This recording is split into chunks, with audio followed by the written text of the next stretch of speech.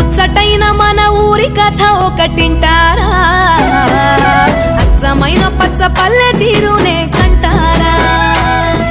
ముచ్చటైన మన ఊరి కథ ఒకటింటారా అచ్చమైన పచ్చ పల్లె తీరునే కంటారా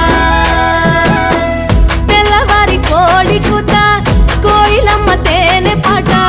మంచు పూల గోగు తోట ఏరువాక ఎంకి పాట